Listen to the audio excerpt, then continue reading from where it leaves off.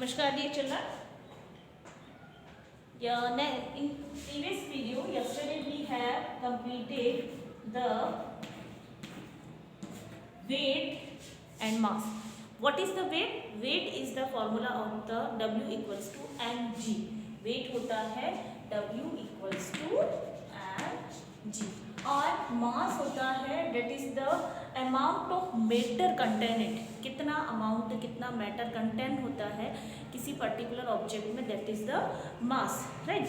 And हमने ये भी देखा कि जो वेट होता है वो डिफर करता है प्लेनेट टू प्लेनेट. जिस प्लेनेट का जितना मास होगा उसकी ग्रेविटी भी उतनी ही होगी. एज हमने कैलकुलेशन किया, हमने एक्सीलरेशन ड्यू टू ग्रेविटी का हमने फॉर्मूला देखा. एक्सीलरेशन ड्यू टू ग्रेविटी का फॉर्मूला होता है G equals to capital G and upon R square, right? So small g is inversely proportional to r square. यानी ये डिफर करता है रेडियस पे. और हमने ये भी देखा कि हमारी जो प्लेनेट है यानी कि हमारा जो अर्थ है वो पूरा कंप्लीटली एक जगह उसकी रेडियस इक्वल नहीं है. उनकी रेडियस अलग अलग जगह पे अलग है क्योंकि उनकी शेप अलग होती है. तो अगर रेडियस ज़्यादा होती है तो ग्रेविटी कम हो जाती है और रेडियस कम होती है तो ग्रेविटी ज़्यादा होती है. और अगर ये चेंज होता है तो हमारे यहाँ इसकी वैल्यू भी चेंज होती है. ये हम अभी डिस्कस कर चुके हैं हमारी प्रीवियस वीडियोस के अंदर. और आज मैं आपको बिल्कुल क्लियर एक एक्सप्लेन करूँगी difference between mass and weight. क्या होता है मास एंड क्या होता है वेट. बिल्कुल अच्छे से इनके बीच में डिफरेंस आप समझ पाएंगे. मास और वेट में डिफरेंस क्या होता है डिफरेंस. तो सबसे पहले आप अपनी नोटबुक में हेडिंग डाल दीजिए difference between mass and weight. ये हेडिंग डाल दीजिए जिससे आपको आगे क्लियर हो जाए difference between mass and weight. सबसे पहले the mass, note down everyone, the mass of a body is the amount of matter content it. क्या होता है मास? The mass of a body is the amount of matter contained in it. Matter क्या होते हैं ये हमने first chapter में पढ़ा. Matter are the solid, liquid and gases होते हैं. मैटर पार्टिकल से मिलके बने हुए होते हैं. ये हम हमारी फर्स्ट चैप्टर में हम पढ़ चुके हैं. अब जितना ऑब्जेक्ट के मैटर जितना होगा उसका उतना उसका मास होगा. और मास डिपेंड होता है इनर्शिया पे. हम ये भी देख चुके हैं कि जिसका जितना मास होता है उसका होता है इनर्शिया भी होता है. ये हमने force and Newton force of motion में हमने ये पढ़ चुके हैं, राइट. सो मास आपको क्लियर है, मास इनर्शिया. जैसे हमने ये कंपैरिजन भी किया कि चौक का मास ज़्यादा है या इस टेबल का या इस ब्लैक बोर्ड का. पेंसिल का मास ज़्यादा होगा या बुक का. इसका फैन का मास ज़्यादा है या बस का. तो जिसमें जितना मैटर का अमाउंट होता है, जितने मैटर का अमाउंट होता है उसका मास भी उतना ही होता है. एंड ये मास जो होता है वो हमारा डिपेंड करता है हमारी इनर्शिया मास पे डिपेंड करती है. Inertia of rest, inertia of motion. जितना मास होता है उसकी उतनी इनर्शिया भी होती है. और इनर्शिया से रिलेटेड हमने मोशन के लॉज भी पढ़े हैं. तो first point, the mass of a body is the amount of matter content in it. जितना उसमें जितना मैटर होता है उसका मास भी उतना ही होता है. बट क्या वेट भी यही होता है? वेट क्या होता है कि जैसे कोई ऑब्जेक्ट हमारे अर्थ पे आ रही है या हम अर्थ पे खड़े हैं तो हमारा एक एक्सीलरेशन ड्यू टू ग्रेविटी भी लग रहा है, एक फोर्स भी लग रहा है, उसमें ग्रेविटेशन भी अप्लाई हो रहा है. That is the acceleration due to gravity. तो वेट क्या होगा हमारा?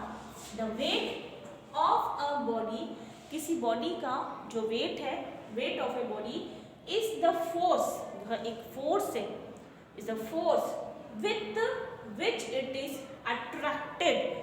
उसी फोर्स से, यह एक फोर्स है, उस फोर्स से the weight of a body is the force, यह एक फोर्स है विथ उसके साथ विच इट इज अट्रैक्टेड, जो कि अट्रैक्ट किया गया है टूवर्ड द अर्थ. सिंपल सी लैंग्वेज में सिंपल सी बात आप समझ लीजिए कि जो वेट है एक फोर्स है बॉडी का जो कि विथ विच, जिससे कि इट इज अट्रैक्टेड, जो कि अट्रैक्ट किया जा रहा है टूवर्ड द अर्थ. वेट एक फोर्स है जिससे कि वो अट्रैक्ट किया जा रहा है टूवर्ड द अर्थ. जैसे सपोज मैंने ये एक रखा है, राइट। अब ये फोर्स इसमें लग रहा है कि जो उसको अर्थ की तरफ अट्रैक्ट कर रही है, या मैं अभी अर्थ पे खड़ी हूँ, मैं फ्लाई नहीं कर रही हूँ।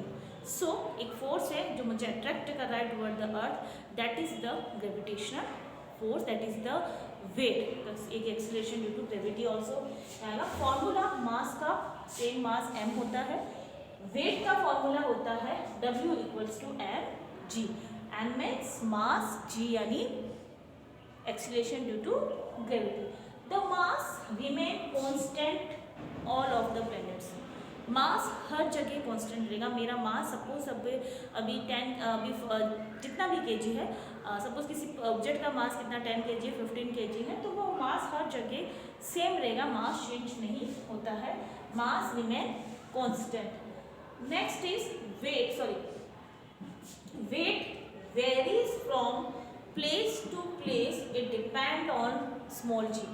ये चीज़ हमने अभी प्रीवियस वीडियो में पढ़ी कि जो वेट होता है, वेट होता है वेरीज यानी चेंज होता रहता है, वेरीज यानी चेंज होता रहता है, बदलता रहता है। Varies from place to place, it depend on small g. जो मास होता है वो तो हमारा कांस्टेंट होता है, बट जो वेट होता है वो वेरीज होता है, वो चेंज होता है एक प्लेस टू एक प्लेस, वो डिपेंड करता है जी पे, स्मॉल जी पे डिपेंड करता है। और ये हम अच्छे से पढ़ चुके हैं जब हम रेडियस की बात कर रहे थे, सेम बात है। Next, it is the scalar quantity, it is not depend on the direction of the object, ये किसी डायरेक्शन पे डिपेंड नहीं करता, that is the scalar quantity. And ये वेक्टर क्वांटिटी है, डायरेक्शन पे डिपेंड करती है। Measured with the help of a physical balance, mass को एक फिजिकल बैलेंस, जैसे आपने देखा होगा जब भी कभी हम सामान लेने जाते हैं तो आपने देखा होगा वहाँ पे फिजिकल बैलेंस होते हैं, उस पर मास को मेजर किया जाता है। 1 kg, 10 kg, 2 kg, 50 kg, 100 kg, वहाँ पे उसमें मेजरमेंट, जैसे वेजिटेबल्स आप लेते हैं तो ये एक फिजिकल बैलेंस में मास को मेजर किया जाता है। एंड वेट को मेजर किया जाता है वेइंग मशीन में, क्योंकि वेट की यूनिट भी अलग होती है, वेट को मेजर किया जाता है वेइंग मशीन। मास जो यूनिट होती है मास की वो होती है ग्राम एंड केजी। मास की क्या यूनिट होगी, ग्राम होती है और केजी होती है। एंड वेट की जो यूनिट होती है वो होती है न्यूटन। वेट की ऐसा यूनिट क्या होती है, न्यूटन होती है। और वेट जो होता है वो अलग अलग प्लेनेट पे अलग अलग होता है। जैसे हम जिसका वेट हमारी अर्थ पे सपोज अगर 60 kg है तो वही मून पे जो होगा हमारी अर्थ की वेट का हो जाएगा 1/6 पार्ट। ये हम देख चुके हैं अच्छे से और आप भी अच्छे से समझ चुके हैं। यहीं पे एक वर्ड स्टूडेंट और आता है, gravitation and gravity.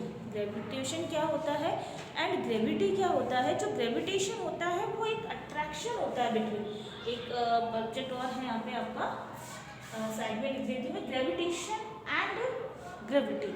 So listen everyone carefully.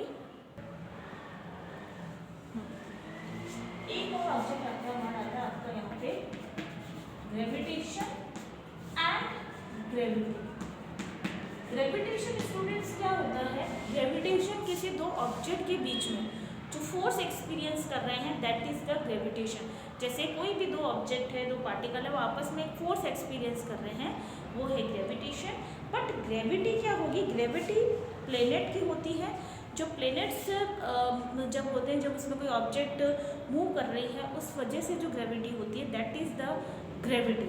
Gravitation किसी दो ऑब्जेक्ट का होते हैं, दो ऑब्जेक्ट होते हैं जो आपस में एक अट्रैक्शन फोर्स महसूस करते हैं, वो है ग्रेविटेशन। और ग्रेविटी प्लेनेट की होती है और ये डिपेंड करती है मास पे। जिसका जितना मास होगा उसकी ग्रेविटी भी उतनी होगी। मास ज़्यादा होगा तो ग्रेविटी भी ज़्यादा होगी, मास कम होगा तो ग्रेविटी भी कम होगी। सो आई होप, अच्छा ग्रेविटेशन को कैपिटल जी से लिखा जाता है और ग्रेविटी को स्मॉल जी से, राइट। इसकी यूनिट होती है मीटर पर सेकेंड स्क्वायर और ग्रेविटेशन कांस्टेंट की होती है newton metre square N kg का स्क्वायर। ये इनकी यूनिट होती है। डिटेल डिफरेंस में और आपको एक्सप्लेन कर दूंगी। इसकी वैल्यू होती है 6.67 मल्टीप्लाई 10 की पावर 11। इसकी वैल्यू होती है 67 मल्टीप्लाई 10 की power -11 newton metre square KG का स्क्वायर। और इसकी होती है 9.8, बट ये डिफ़र करती है, ये हर जगह सेम नहीं रहती है, हर जगह ये अलग अलग होती है। और ये डिपेंड करती है कि उसका मास कितना है। प्लेनेट अगर छोटा है तो छोटी होती है, और प्लेनेट अगर ज़्यादा है तो वो ज़्यादा होती है। तो इसकी यूनिट होती है मीटर स्क्वायर पर केजी स्क्वायर, और इसकी मीटर पर सेकेंड स्क्वायर ये 9.8 होती है। 6.6 से multiply 10⁻⁻11 newton metre square and KG square होती है। सो आई होप आपको आज का टॉपिक समझ में आ गया होगा। Thank you so much everyone. Note down fast everyone, note down कीजिए जल्दी। मास एंड वेट में डिफरेंस।